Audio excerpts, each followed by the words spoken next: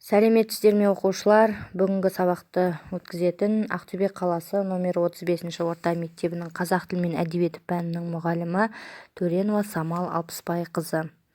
Бүгінгі сабақтың тақырыбы Сәбит Мұқанов көкшенің көрінісі, лексика. Сабағымыздың мақсаты өз ойларын жүйелі жеткізе білуге дағдыландыру, мәтіннің мазмұнын айта білуге үйрету, сауатты жазуға машықтандыру, лексикалық тапсырмаларды дұрыс орындау. Сәбит Мұқанұлы Мұқанов қазіргі солтүстік Қазақстан облысының Жамбыл ауданындағы Жаманшұбар, бұрынғы Ақмола губерниясы Қызылжар уезі Таузар болысына қарасты 2-ші ауыл деген жерде 1900 жылы 13 сәуірде дүниеге келген. Оқушылар, назар аударайық, тақырыптық түйін сөздер, яғни келтірілген сөздердің қайсысы бүгінгі тақырыбымыздың сөздеріне жатады екен. Сөздердің банкісінде көптеген сөздер берілген, сол сөздердің арасынан біздің бүгінгі тақырыпқа қатысты сөздерді теріп жазып аламыз. Сәбит Мұқановтың көкшенің көрінісі шығармасы сол Көкшетаудың әсем табиғатын сипаттайтын шығарма болып табылады. Енді Бурабай, Оқжетпес, Жұмбақтас туралы аңыздарға тоқталып өтейік. Құстың көптігіне қарап, орманды қазақтар Бурабай деп атап кеткен. Бурабайдың ауасы таза әрі хош иісті. Бурабайдағы алғашқы сауықтыру орны 1910 жылы ашылды. Сол көкшенің төбесіне тек бура ғана шығыпты деген аңыз бар. Бір күні Абылайдың баласы Қасымхан садағынан жараланған бура көлге жете алмай өліп, тасқа айналыпты. Тас мәңгіліктің, беріктіктің, сұлулықтың символы. Бурабайда қарағай өспейтін жер жоқ. Бурабайды екінші Швейцария деп атайды. Бұл жерге демалуға Қазақстанның әр жерінен адамдар келеді. Келесі Оқжетпес туралы айтайық. Абылай хан әскерлері қалмақ қызын қолға түсіреді. Бәрі мен аламын деп таласқанда қыз шарт қояды. Көкшенің ең биік шыңына найза ағашқа байланған орамалды кім атып түсірсе, соған тиемін дейді. Бірақ ешқайсысы сыннан өте алмай шың Оқжетпес деп аталған. Оқжетпес ең биік шың. Жұмбақтас. Жұмбақтас Оқжетпестің дәл қарсысында судың ортасындағы жартас, пішіні пирамида тәріздес, жиектері дөңгеленген граниттен тұрады. Биіктігі 18 метр. Жұмбақтастың пайда болу тарихы туралы халық жадында сақталған аңызда 17 жастағы тұтқынға түскен қалмақ қызы Оқжетпес шыңынан Бурабай көліне секіріп кетеді де, сұлулықтың түскен жерінен таңғажайып жартас пайда болған. Егер Жұмбақтасқа көгілдір шығанақтан қараса, қыздың бейнесі байқалады. Ал қарама-қарсы жағынан қараса, мыстан кемпірдің бейнесін көруге болады екен.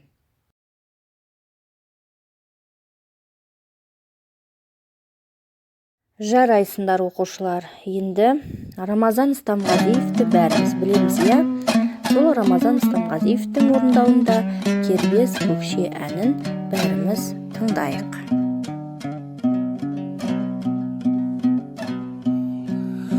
Арқаның кербез сұлу Көкшетауы, дамылсыз сұлу бетін жуғаны жауын. Жан-жақтан ертелі кеш бұлттар келіп жүреді, біліп кетіп есен сауын, есен сауын. Сексен гүл Көкшетаудың саясында, әр қайсы алтын кесе аясында. Ауасы дертке дауа жұпа дейсі көкірек, қанша жұтсаң тоясың ба, тоясың ба. Хайла лиллай лилла лиллай лиллалай, хайли лиллай лилла лиллай лиллалай.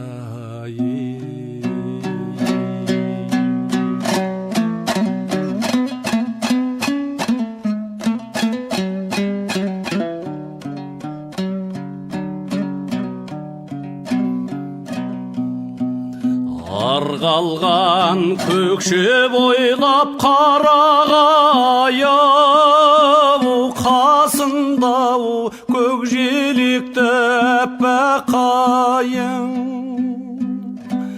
Жебектей желмен жарпып, төңірек тау балқытып, мас қылады иісім майың, иісім майың.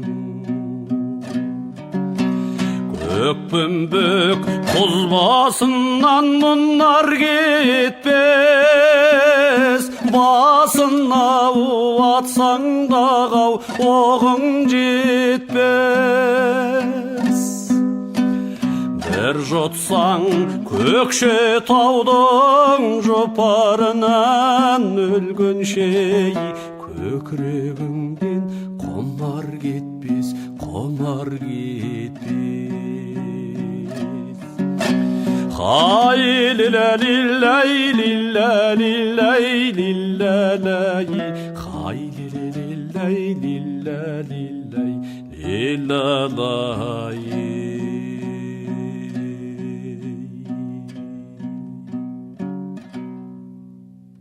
Жақсы оқушылар, сабағымызды жалғастырамыз. Дәптерімізді ашып, сөздік жұмысымен жұмыстанайық. Келесі тапсырма топтық жұмыс. Яғни біз топқа бөліндік. Бірінші топқа Сәбит Мұқановтың шығармашылығына шолу жасау, ал екінші топқа Көкшетау көрінісін сипаттау. Тапсырмаларымызды өте жақсы деңгейде орындап болдық оқушылар. Енді лексика, ол қандай сала, есімізге түсірейікші.